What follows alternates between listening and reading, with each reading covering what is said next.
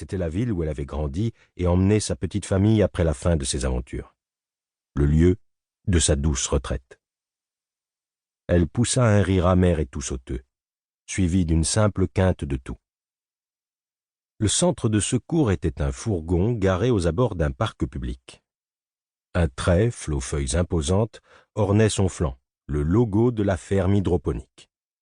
Non pas des Nations Unies, ou même de l'administration gérant la distribution du soutien basique. Les strates de la bureaucratie avaient été compressées par l'urgence de la situation. Elle savait qu'elle aurait dû se montrer reconnaissante.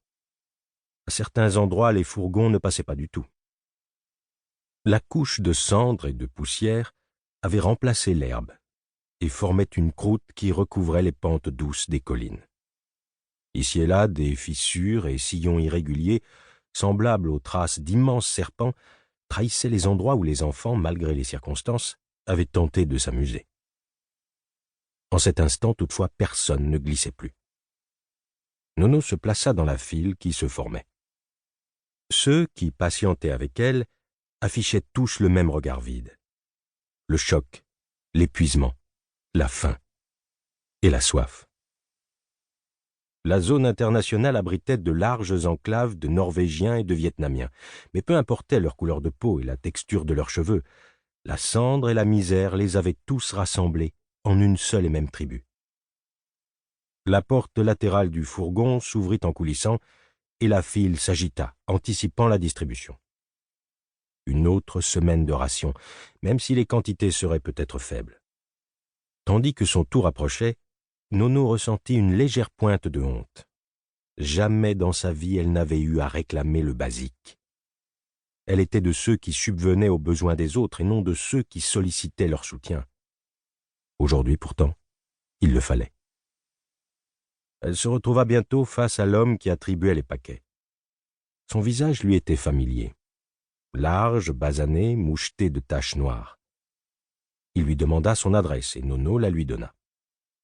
Il fouilla un instant, puis, avec l'efficacité d'un automate que lui conférait la répétition du geste, lui tendit un paquet enveloppé de plastique blanc, qu'elle saisit.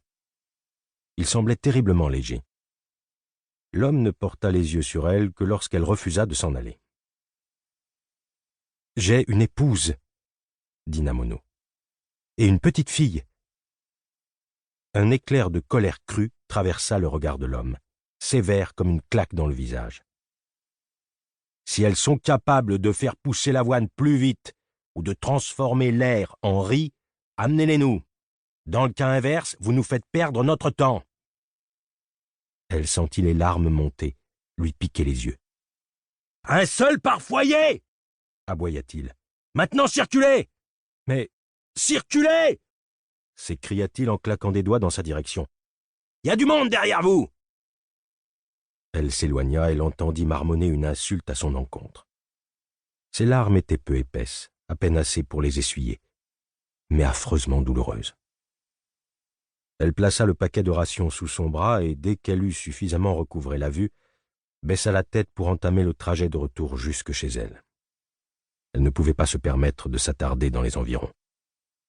D'autres, plus désespérés et moins bien intentionnés qu'elle, tapis dans les recoins et les encadrements des portes, attendaient une occasion de dérober des filtres à eau et de la nourriture aux imprudents.